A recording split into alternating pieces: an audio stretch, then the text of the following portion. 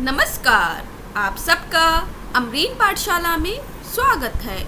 आपकी अपनी हिंदी टीचर एक नई कहानी लेकर प्रस्तुत हुई है, जिस कहानी का नाम है पिता। यह ज्ञान रंजन की सुप्रसिद्ध कहानी है। इस कहानी में हम यह जानेंगे कि लेखक का परिचय, पात्र कौन से हैं, उद्देश्य एवं कहानी की संपूर्ण विषय वस्तु जो है व्याख्या सहित समझेंगे।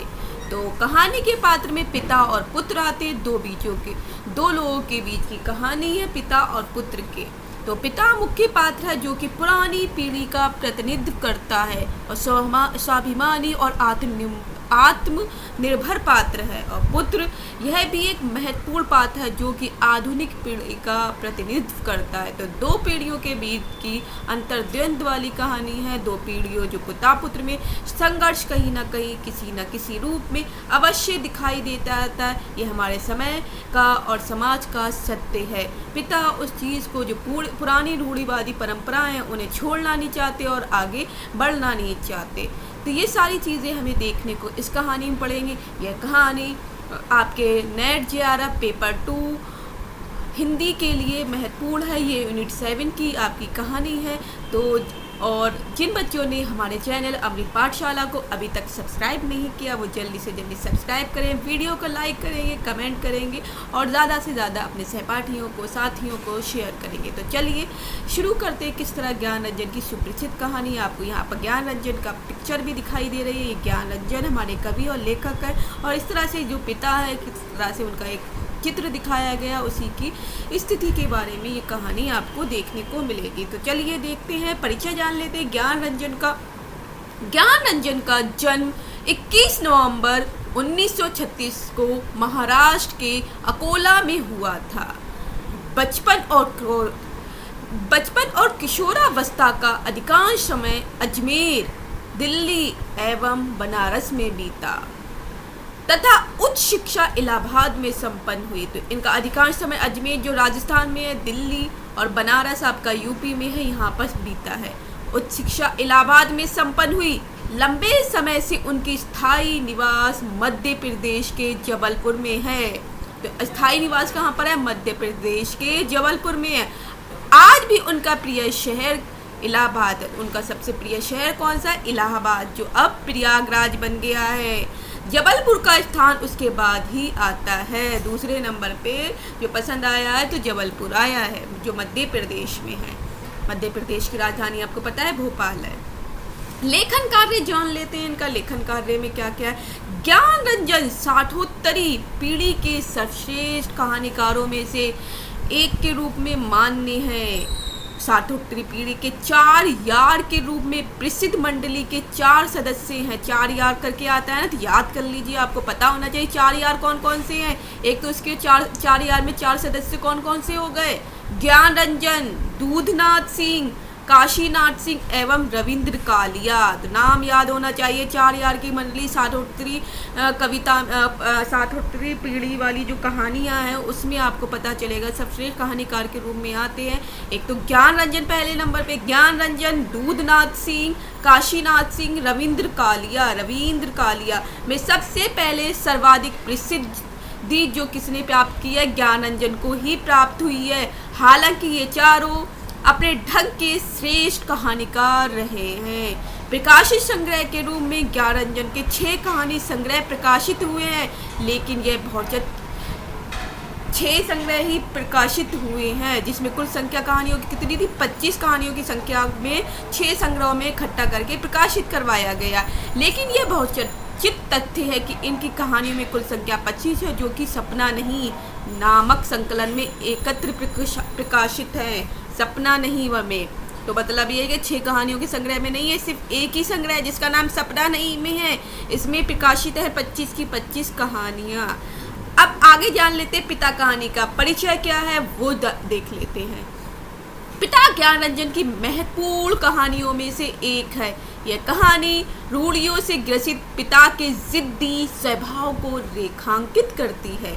संयुक्त परिवार के टूटने और युवाओं का शहरों की ओर रुख करने से बूढ़ों की समस्याएं बढ़ी हैं।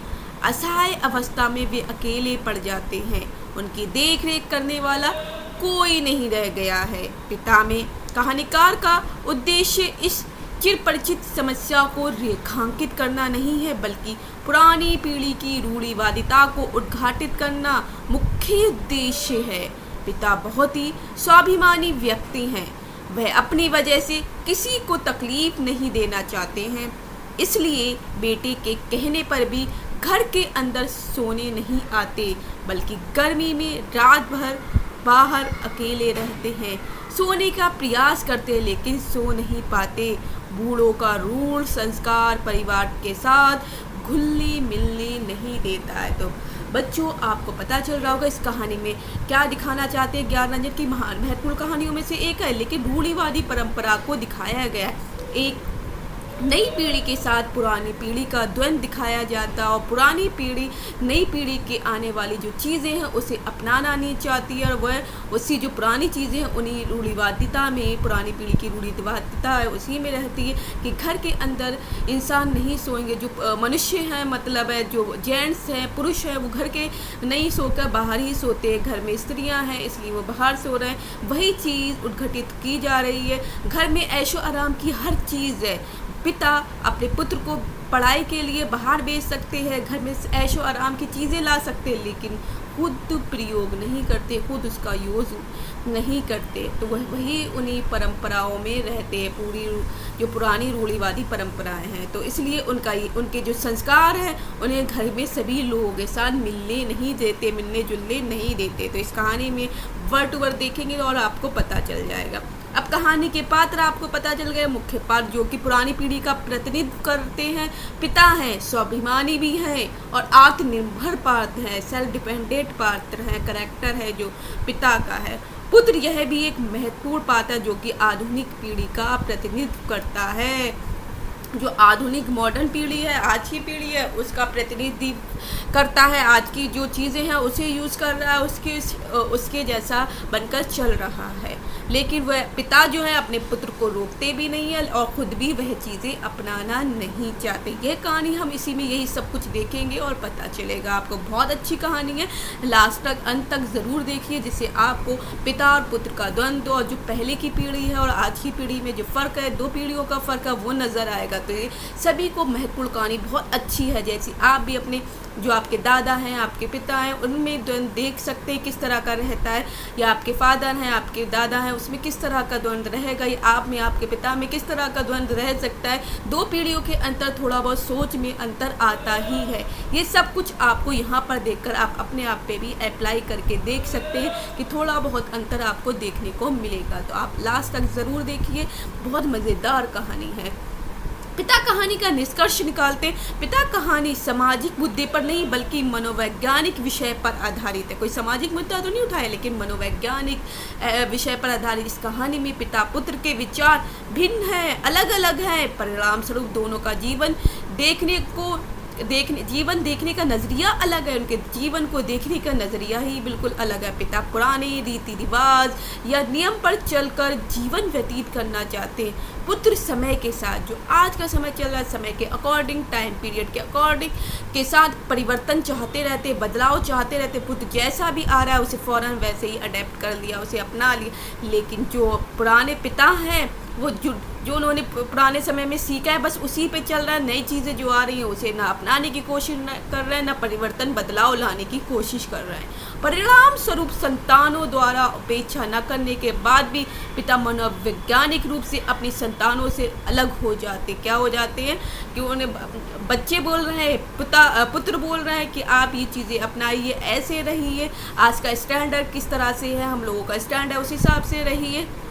लेकिन वो रहना नहीं चाहते और धीरे धीरे संतानों से भी दूर होते चले जाते, बात नहीं करते। इस तरह से वो एक रूढ़िवादी परंपरा के अनुसार दिखाया गया है और वो आत्मनिर्भर भी हैं और ये चीज़ें उन्हें देखती हैं। इसके आगे क्या होता है। इसके लिए पिता का स्वाभिमान भी जिम्मेदार है। क्या है, उनके अंदर एक स्वाभिमानी भाव है।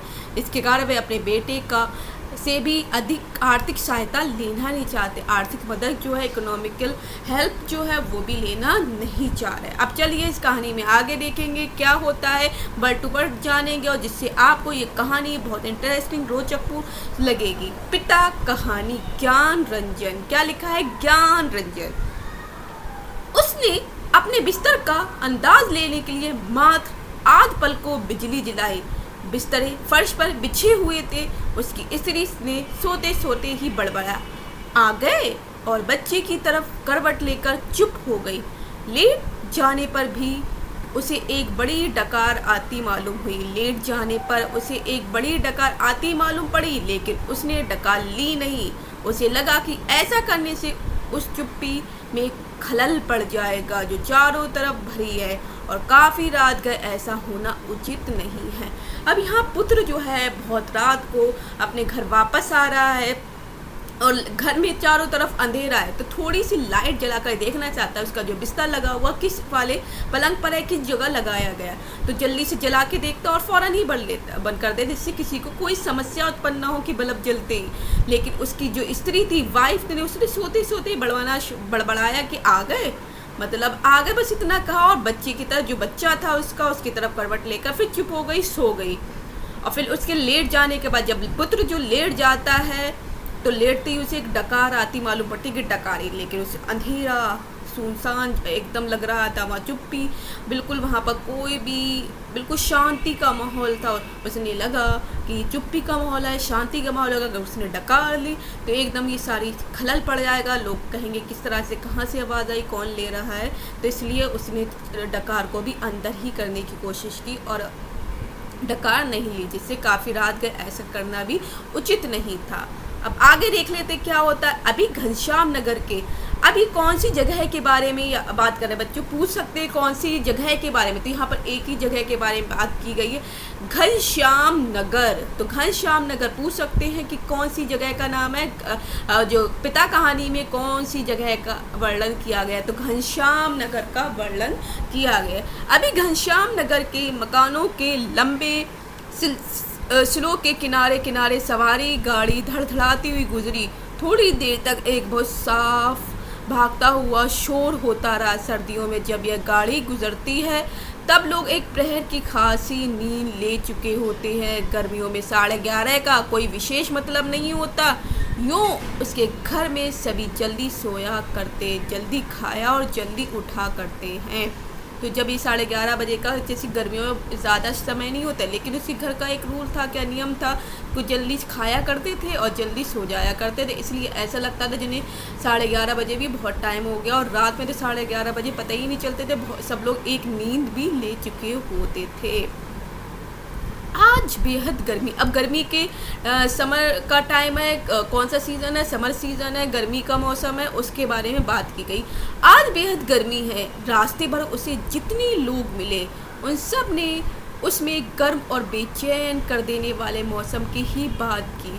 कपड़े की फजियत हो गई, बदहवासी, चिपचिपाहट और थकान है। आज सब सवारी गाड़ी शोर करती हुई गुजरी तो उसे ऐसा नहीं लग रहा कि नींद लगते लगते टूट गई हो, जैसा जाड़ों में प्रायः लगता है, बल्कि यूँ लगा कि अगर सोने की चेष्टा शुरू नहीं की तो सचमुच देर हो जाएगी। उसने जम्हाई ली। पंखे की हवा बहुत गर्म थी और वह पुराना होने की वजह से चिढ़ाती सी आवाज़ भी कर रहा है। उसको लगा दूसरे कमरों में भी लोग शायद उसकी ही तरह जम्हाइयाँ ले रहे होंगे, लेकिन दूसरे कमरों के पंखे पुराने नहीं हैं। उसने सोचना बंद करके अन्य कमरों की आहट लेनी चाहिए। उसे कोई बहुत मासूम सी ध्वनि भी 1-1.5 मिनट तक नहीं सुनाई दी, जो सन्नाटे में काफ़ी तेज़ होकर आ सकती हो। अब यहाँ पर बात कर रहे हैं, बहुत गर्मी का बता रहा है कि गर्मी जब लगती है तो बहुत चिपचिपाहट, बेचैनी करने वाली थी। और बाहर उसने जिससे भी बात की, सब लोग इसी मौसम के बारे में, गर्मी के बारे में बात कर रहे थे। वो घर पर आ जाता है और सोने की कोशिश करता है, लेकिन सो नहीं पा रहा है, जम्हाइयाँ ले रहा है, तो वो सो ही नहीं पा रहा है। गर्मी इतनी ज़्यादा है और पंखे के नीचे लेटा है, पंखा भी पुराना है, तो उसमें आवाज़ें सी आ रही हैं और अच्छे से चल नहीं रहा है, जिसकी हवा उसे अच्छे से लगे और वो सो जाए। तो उसने सोचा शायद घर में सभी लोगों की यही स्थिति होगी, लेकिन वो चुपचाप सुनना चाहे कोई एक आध तो जम्हाई कोई आवाज़ आए, लेकिन 1-1.5 मिनट तक उसने देखा, उसे कोई भी आवाज़ सुनाई नहीं दे रही थी। सब लोग सो रहे थे अच्छे से, क्योंकि उनके कमरे के जो पंखे थे वो नए थे, लेकिन इस लड़के के जो कमरे में पंखा लगा था वो पुराना था। अब आगे देखते हैं क्या होता है। तभी पिता की चारपाई बाहर चरमराई। वह किसी आहट से उठे होंगे। उन्होंने डांट कर उस बिल्ली का रोना चुप कराया जो शुरू हो गया था। बिल्ली थोड़ी देर चुप रहकर फिर रोने लगी। अब पिता ने डंडे को गज पर कई बार पटका और उस दिशा की तरफ खदेड़ने वाले ढंग से दौड़े जिधर से रोना आ रहा था और हट हट चिल्लाए, बिल्ली को यहाँ पर पिता भगा रहे हैं। तो पिता की आवाज़ आ रही है लड़के को। जब वह घूम फिर कर लौट रहा तो पिता अपना बिस्तर बाहर लगाकर बैठे थे। खनकी से उसने उन्हें अपनी गंजी से पीठ का पसीना रगड़ते देखा और बचता हुआ वह घर के अंदर दाखिल हो गया। उसे लगा पिता को गर्मी की वजह से नींद नहीं आ रही, लेकिन उस स्थिति से रोष हुआ जब लोग पिता से अंदर पंखे के नीचे सोने के लिए कहा करते, पर वह ज़रा भी नहीं सुनते। हम में क्या भोगे कष्ट। अब सब लोग, जब वो अंदर दाखिल हो रहा था घर के अंदर, तब वो बता रहा है कि पिता को उसने खुजलाते हुए देखा। गर्मी की वजह से, गर्मी ज़्यादा है, लेकिन पिता को हर कोई कहता है कि आप पंखे के अंदर सो जाइए, लेकिन वह अंदर नहीं सोना चाहते। वह इन सब चीज़ों को भोगना नहीं चाहते, उन सब चीज़ों का यूज़ करना नहीं चाहते। वो पुरानी रीति रिवाज परंपराओं से बंधे हुए हैं। इसलिए सब लोग कहते हैं, अब इतना कहने पर भी जब नहीं माने तो कि हमें क्या, भोगने दो कष्ट। जब भोग रहे हैं, गर्मी लग रही है, जो भी करना है उन्हें करने दो, क्योंकि वो सारी चीज़ें यूज़ ही नहीं करना। जो वर्तमान समय में जो चीज़ें चल रही हैं आज के समय की, वो लेना ही नहीं चाहते। वो अपने पूरी रीति रिवाज परंपराओं से बंधे हुए। अब आगे देखते हैं क्या होता है। कुछ देर पड़े रहने के बाद वह उठा और उसने उत्सुकतावश खिड़की से झाँका। सड़क की बत्ती छाती पर है। गर्मियों में ये बेहद अखड़ जाता है। पिता ने कई बार करवटें बदली, फिर शायद चैन की उम्मीद में पार्टी पर बैठ पंखा झलने लगे हैं। पंखे की डंडी से पीठ का वह हिस्सा खुजाते हैं जहाँ हाथ की उंगलियां दिक्कत से पहुंचती हैं। आकाश और दरख्तों की तरफ देखते हैं। रिलीफ पाने की किसी बहुत हल्की उम्मीद से शिकायत उलगते हैं। बड़ी भयंकर गर्मी है, मतलब बहुत गर्मी है। देख रहे हैं पिता के बारे में सारा वर्णन हो रहा है कि वो पंखा है हाथ से झलने वाला, उसकी डंडी से जहाँ पर हमारी उंगलियां नहीं पहुँचती उसे खुजलाते भी, और आकाश की तरफ से देखते कोई पत्ता तो हिल जाए, हवा आ जाए, क्योंकि आज बहुत गर्मी है। एक पत्ता भी नहीं डोलता उनका यह वाक्य जो नितांत व्यर्थ है, अभी अभी बीते क्षण में डूब गया। मतलब पिता का ये वाक्य था, एक पत्ता भी नहीं हिलता, डोलता मतलब हिलता। गर्मी बरकरार है और रहेगी, क्योंकि यह जाड़े बरसात का मौसम नहीं है। पिता उठकर घूमने लगते हैं। एक या दो बार घर का चक्कर चौकीदार की तरह ओ करते हुए लगाते हैं ताकि कोई सेंध वेद ना लग सके। लौट कर थके सर में हे ईश्वर कहते हुए उंगली से माथे का पसीना काट कर ज़मीन पर चुबाने लगते हैं। मतलब इधर उधर टहल रहे हैं घर के चौकीदार की तरह, और आवाज़ भी लगाते हैं चौकीदार जैसे लगाता है, और फिर हे ईश्वर कहते हुए बैठ जाते हैं और माथे का पसीना हाथ से पोंछकर ज़मीन पर फेंकने लगते हैं। आगे देखते हैं क्या होता है कहानी में। बड़ा गजब है। कमरे की एक दीवार से टिक कर बैठ जाने पर वे काफ़ी तनाव में सोचने लगा। अंदर कमरों में पंखों के नीचे घर के सभी दूसरे लोग आराम से पसरे हैं, सो रहे हैं। इस साल जो नया पेडस्टल खरीदा गया वह आंगन में दादी अम्मा के लिए लगता है। बिजली का मीटर तेज चल रहा होगा, पैसे खर्च हो रहे हैं, लेकिन पिता की रात कष्ट में ही है। लेकिन गजब यह नहीं, गजब तो पिता की जिद है। पिता कहाँ बहुत जिद्दी है। वह दूसरों का आग्रह अनुरोध माने तब ना, पता नहीं क्यों पिता जीवन की अनिवार्य सुविधाओं से भी चिढ़ते हैं। वह झल्लाने लगते हैं। जो नीडी चीज़ें हैं उनको भी यूज़ करना नहीं चाहते। जो अनिवार्य हैं हमारी, उन सुविधाओं को भी नहीं करते रहते। लोग अनुरोध करते रहते कि आप ये चीज़ यूज़ कर लो, लेकिन तब भी नहीं मान रहे। तो यहाँ पर पुत्र सोच रहा है, बैठा हुआ है टेक लगा कर कि पिता को इतनी गर्मी लग रही तो किसी एक पंखे में भी आ जाए, थोड़ा बहुत तो आराम मिल जाएगा। लेकिन वह इसका आराम का फ़ायदा उठाना नहीं चाह रहा है, लाभ उठाना नहीं चाह रहा है। अब देखते हैं आगे क्या होने वाला है इस कहानी में।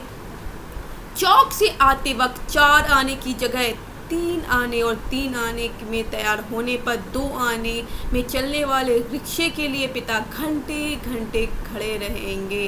धीरे धीरे सबके लिए सुविधाएं जुटाते रहेंगे, लेकिन खुद उसमें नहीं या कम से कम शामिल होंगे।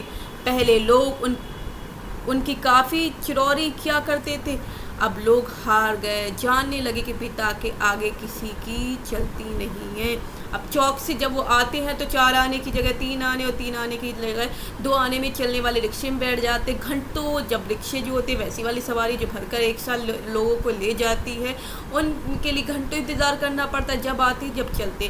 लोग अपने बच्चों के लिए सारी सुविधाएं देने लगे, लेकिन खुद उसका यूज़ नहीं करते रहते। लोग पहले उन्हें चिढ़ाते थे कि आप किस तरह के बंदे हो, लेकिन अब लोग भी समझ गए, अब उन्होंने भी कहना छोड़ दिया है।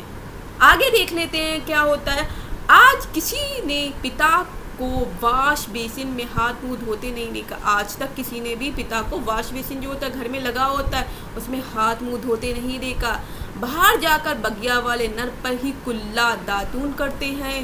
दादा भाई ने अपने पहली तनख्वाह में गुसल खाने में उत्साह के साथ एक खूबसूरत शावर लगवाया, लेकिन पिता को अरसे से हम सब आंगन में धोती को लंगोटे की तरह बांधकर तेल चुपड़े बदन पर बाल्टी बाल्टी पानी डालते देखते आ रहे हैं।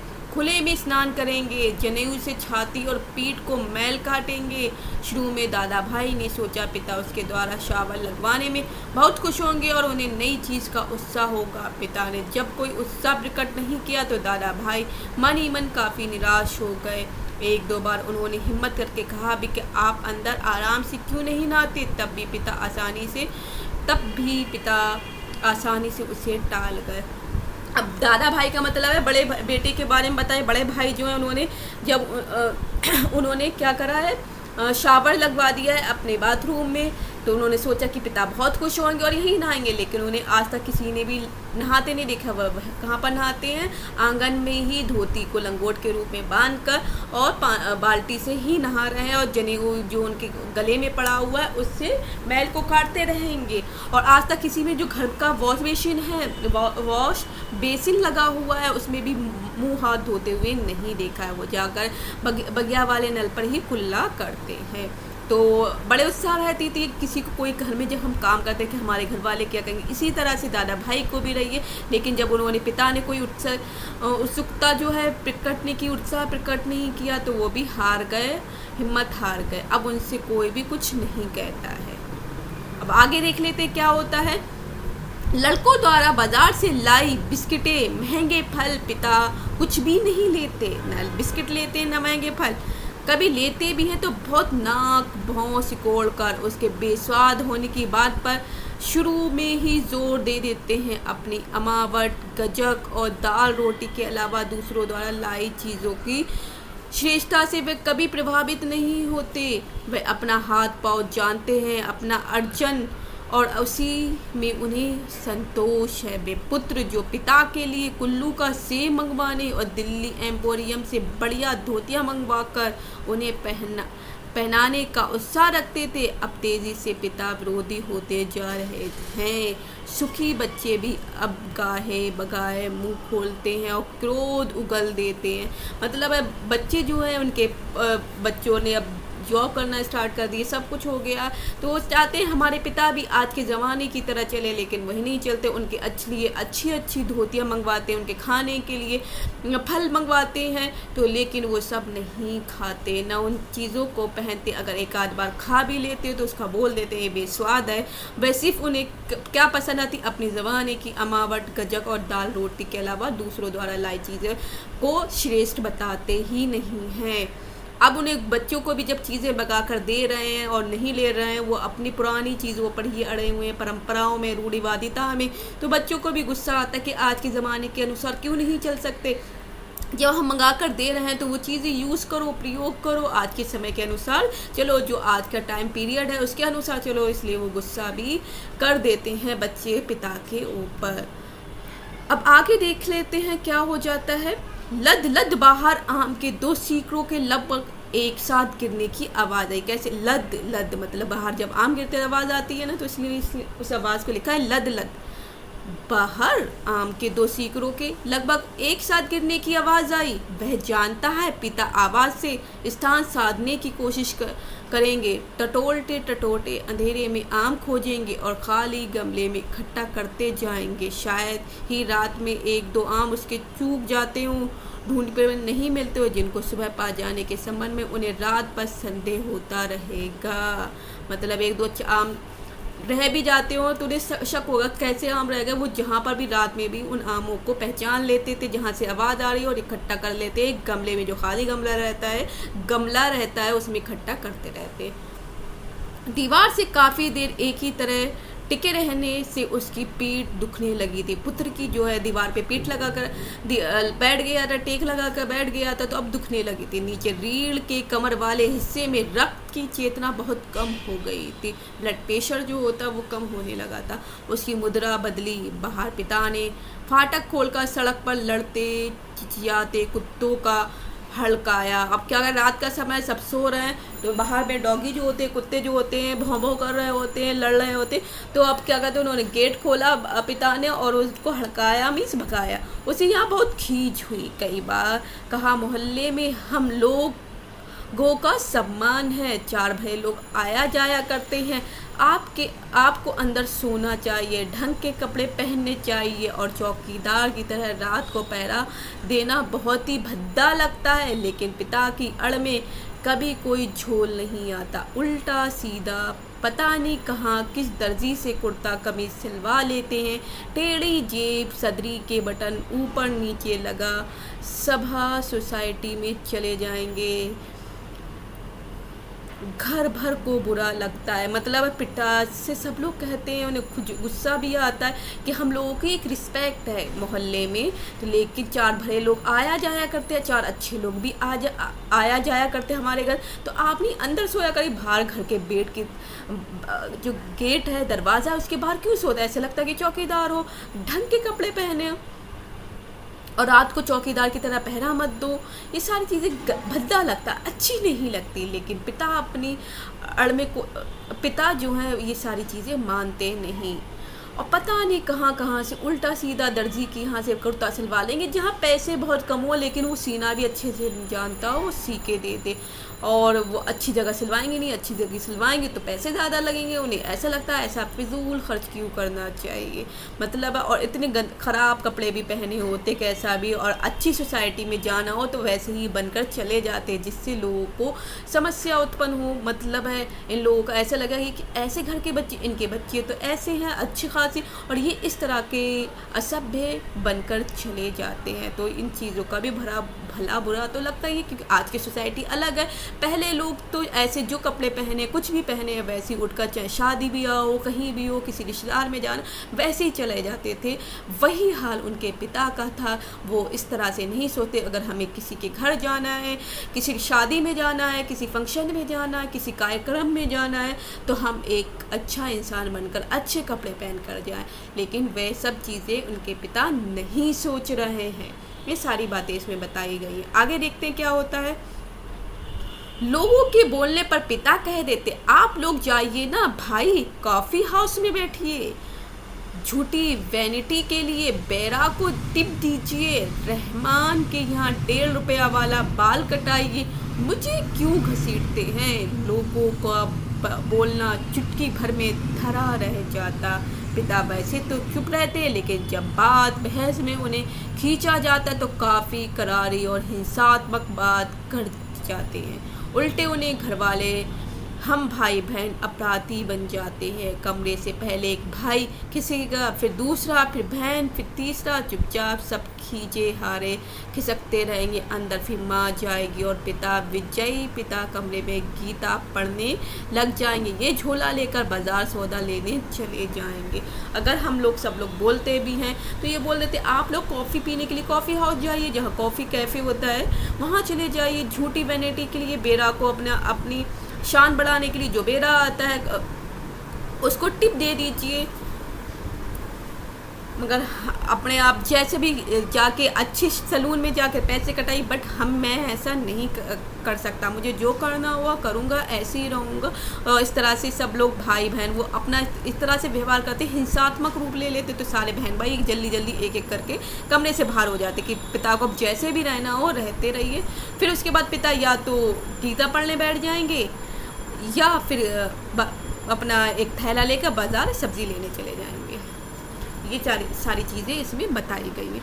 आगे होता हमेशा यही है, सब मन में तय करते हैं आगे से पिता को नहीं घेरेंगे, लेकिन थोड़ा समय गुजरने के बाद फिर लोगों का मन पिता के लिए उमड़ने लगता है। लोग मौका ढूंढने लगते हैं पिता को किसी प्रकार अपने साथ सुविधाओं में थोड़ा बहुत शामिल कर सके, पर ऐसा नहीं हो पाता। वह सोचने लगा, भूखे के सामने खाते समय होने वाली व्यर्थ शरीर की किसी स्थिति में हम रहा करते हैं, यद्यपि अपना खाना हम कभी स्थगित नहीं करते, फिर भी पिता की असंप्रति के कारण व्याकुल और अधीर तो है ही। पिता अद्भुत और विचित्र हैं।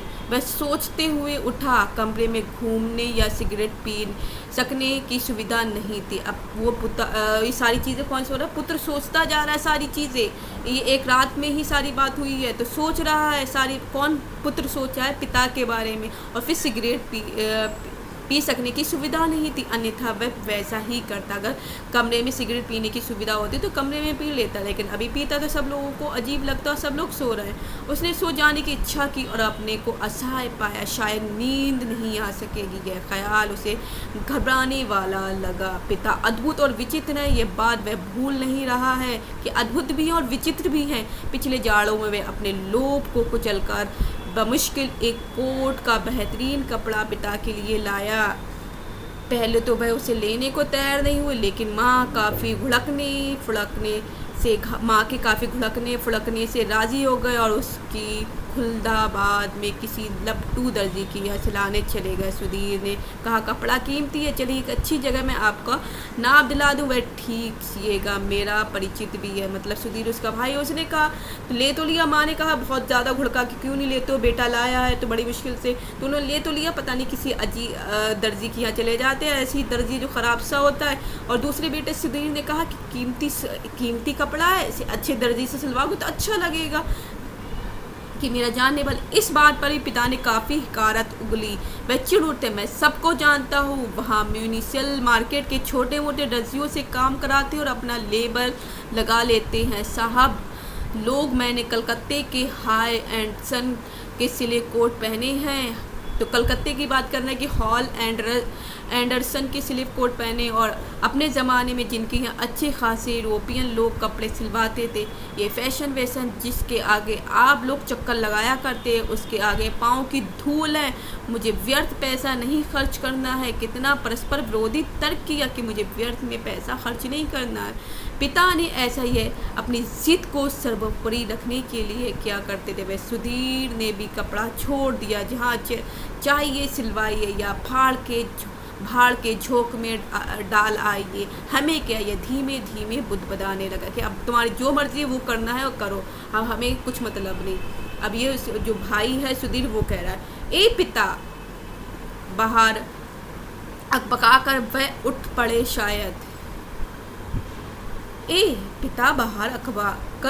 शायद। थोड़ी देर पहले जो आम बगीचे में गिरा था उसकी आवाज़ जैसे अब सुनाई पड़ी हो। वह खिड़की के बाहर देखने लगा। किंचित टिकटिका सा, पीठ पर पसीने से बनियान चिपक गई थी। पिता के बारे में बता रहा था, बेहद घुटती हुई गर्मी, मन उसका मथा जाता था। बीवी बड़ी आराम से सो रही थी। अब पुत्र की जो वाइफ है बड़े आराम से सो रही है, उसे कुछ पता नहीं, शायद पिता की खाट खाली थी।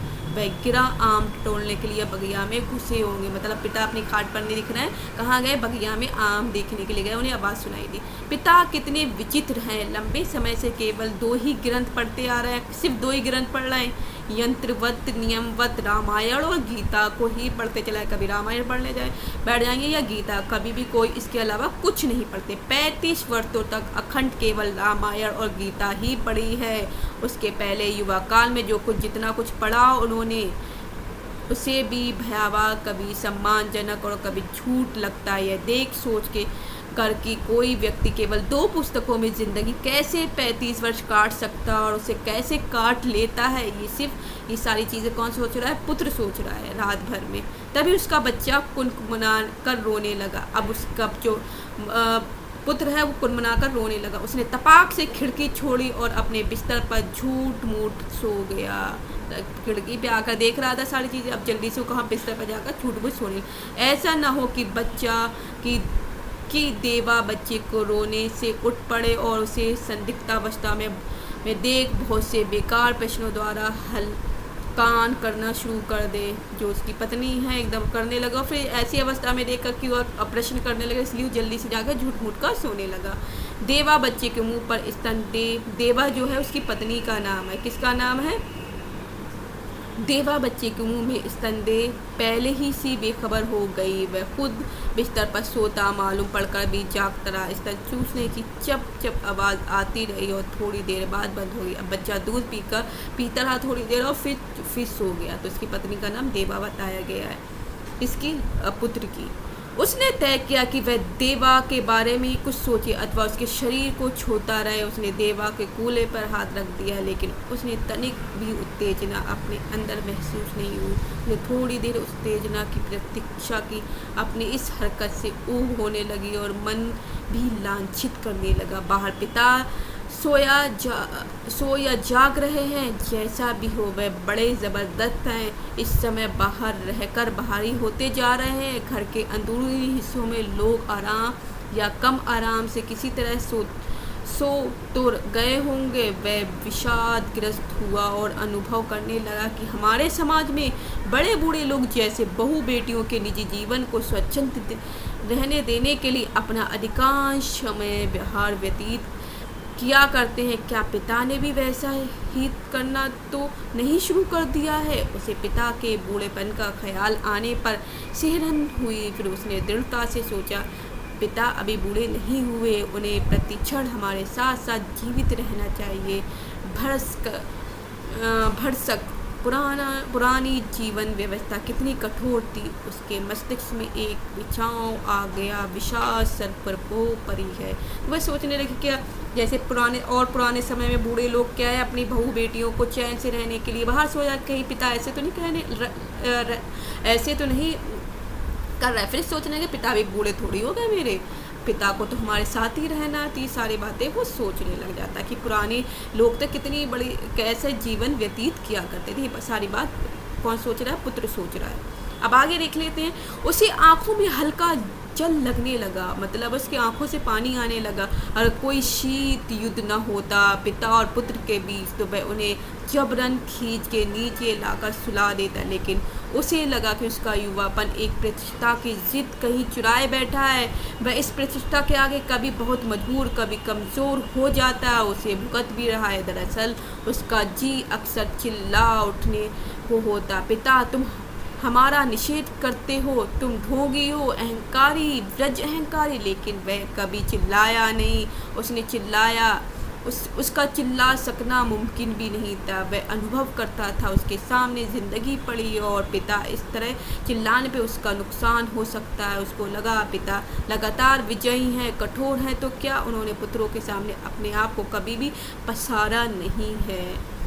मतलब वैसे भी वो पिता हमेशा विजयी रहे। अपने अपने पुत्रों के सामने पिता ने कभी भी हिम्मत नहीं हारी।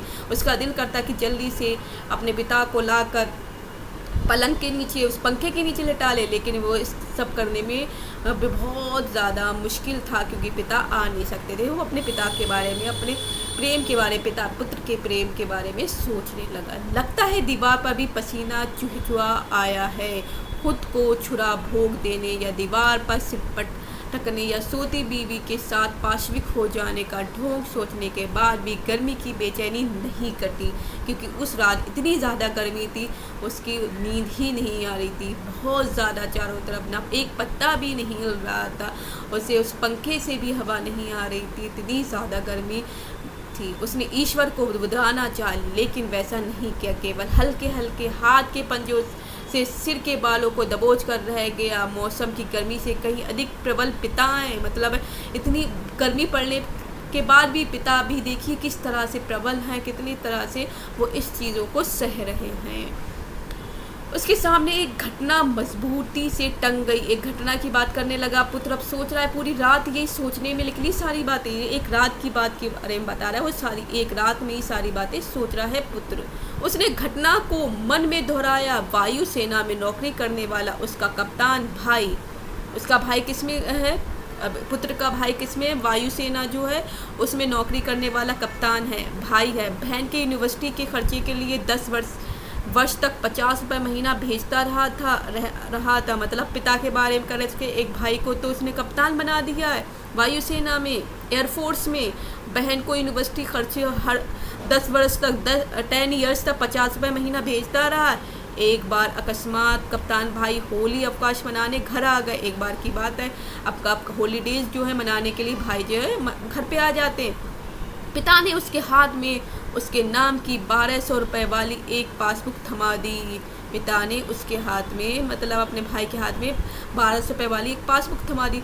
सबको ये बड़ा आकस्मिक लगा। कप्तान भाई ने हैरत हुई और हल्की खुशी भी कि एकाएक काफ़ी रुपए मिल गए, लेकिन इस बात से उसे दुख हुआ और पराजय का भी भान हुआ। उसने अपने को छोटा महसूस किया। 2 वर्ष तक बहन के लिए उसने जो थोड़ा बहुत किया वह सब एक पल में घटकर नगण्य हो गया।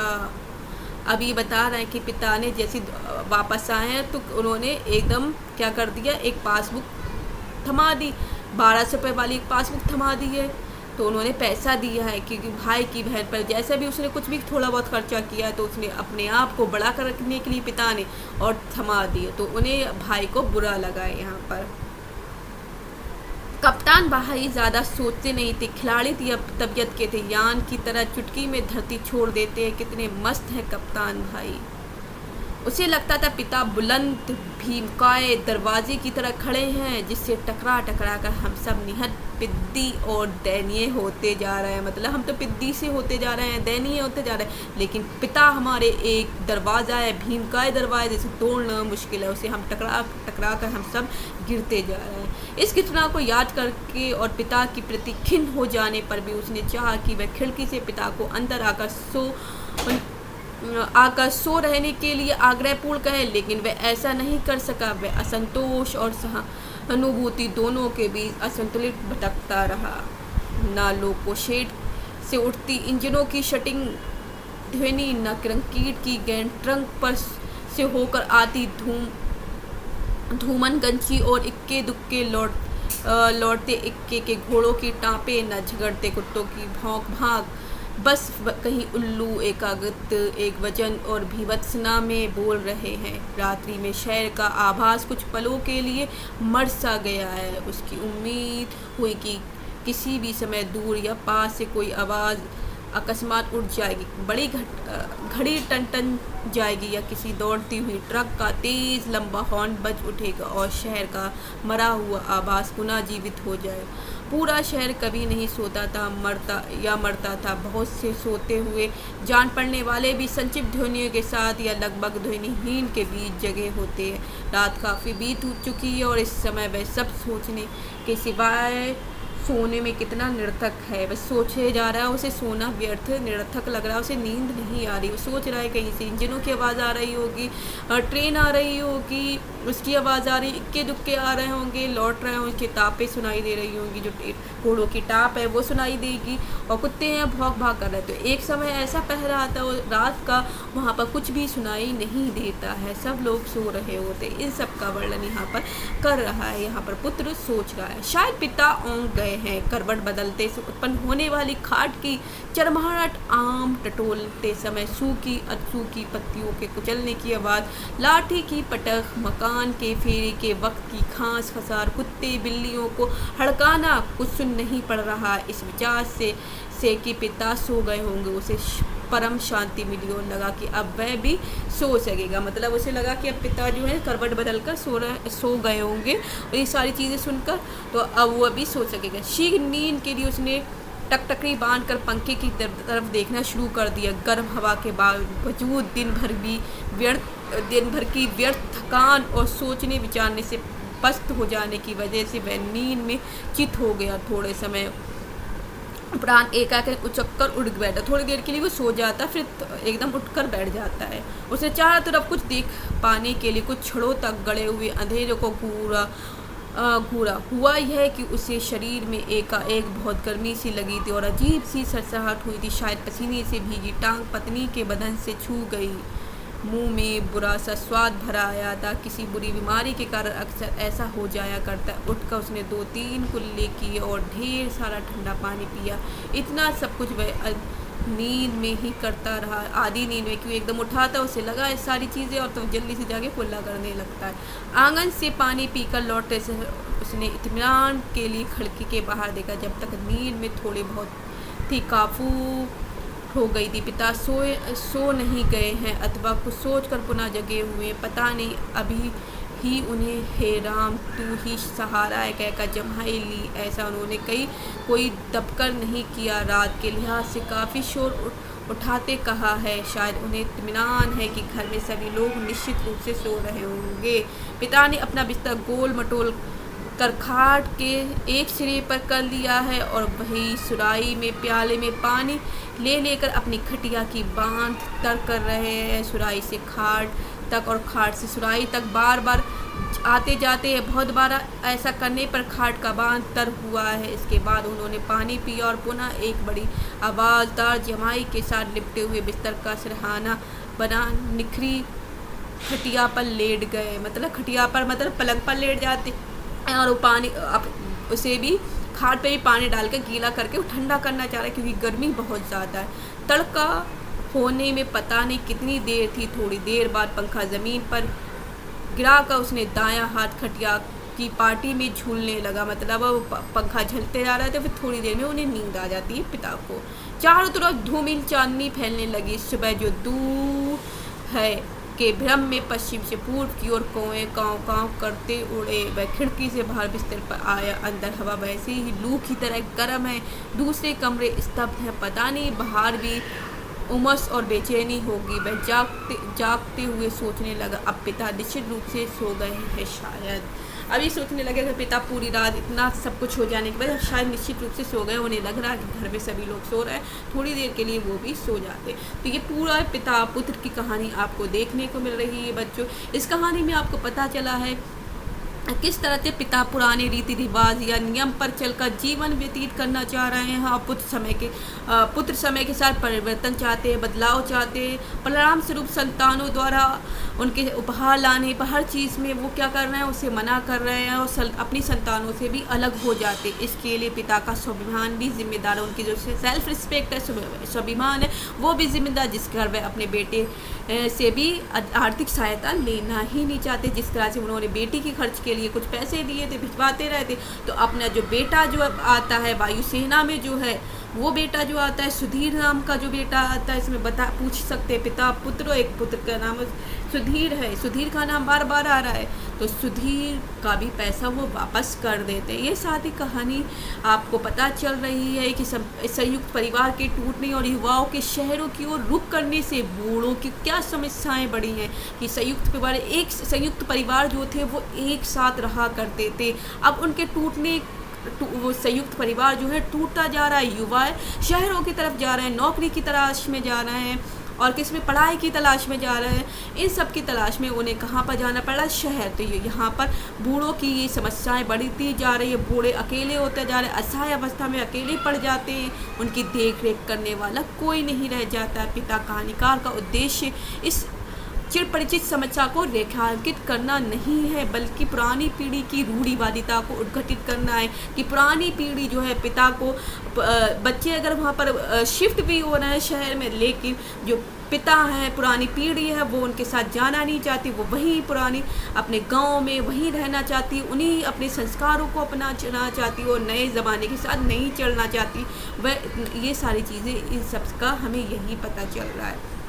तो बच्चों आपको इस कहानी से बहुत कुछ सीखने को मिला कि दो पीढ़ियाँ जो पिता पुत्र के संघर्ष की कहानी, ये संघर्ष कहीं ना कहीं किसी न किसी रूप में अवश्य दिखाई देता रहता है। ये हमारे समय और समाज का सत्य भी है, ये हमारे समय और समाज का सत्य आपको पता चलता है कि सत्य यही है जो पिता और पुत्र के बीच हमेशा रहता है, दो पीढ़ियों का संघर्ष रहता है। वो ये कहते हैं हम तो बाप है, पिता है, हम अपने पुत्र के सामने क्यों झुके, हमने इसके लिए सब कुछ किया है। लेकिन जो बदलाव है, पुत्र बताना चाहते हैं कि आप जो समय बदल रहा है उसके अकॉर्डिंग थोड़ी बातें हैं, मेरी अकॉर्डिंग जो बातें उसको लेकर भी चलो। अगर वो नहीं चलते तो कहीं कहीं ये द्वंद्व पिता पुत्र को अलग भी करता है। तो हमें यही चाहना चाहिए, इस कहानी का यही संदेश है, इस कहानी से यही हमें पता चलता है कि समय के साथ साथ अपने आप को बदलते रहना चाहिए। अगर हमारे पुत्र बच्चे आगे चलकर कुछ समस्याएं आती, जो चीज़ें आ रही हैं उनके साथ हमें अपनाना चाहिए और उनकी जो सोच है उन्हें अपनाना चाहिए। अगर हम नहीं अपनाएंगे तो हम अपने बच्चों से अलग हो जाएंगे। इसलिए हमें समय के साथ चलने के लिए उन सोचों को भी अपनाना होगा, पुरानी रीति रिवाजों को छोड़ना होगा जो आजकल के लोग नहीं छोड़ रहे हैं। कुछ मतलब 10% ही आपको देखने को मिलेगा जो छोड़ देते हैं, अपने बच्चों के अकॉर्डिंग हो जाते हैं, लेकिन 90% इंडिया में अभी भी वही चीज़ देखने को मिल रही। तो प्यारे बच्चों, आपने किस तरह से इस कहानी को अच्छे से जाना है, पात्र जाने, उद्देश्य जाना, विषय वस्तु जानी है और लेखक का परिचय आपको पता चला है। ये बहुत अच्छी कहानी थी बच्चों। तो ऐसे ही हम कहानियाँ आपके लिए लाते रहेंगे, जब मिलते रहेंगे, और जब तक के लिए और अन्य कहानियाँ हैं उस तब तक के लिए धन्यवाद। आप लोगों का दिन मंगलमय हो। Have a nice day. खुश रहें, आबाद रहें, जहाँ रहें मस्त रहें। जय हिंद, जय हिंद, जय भारत।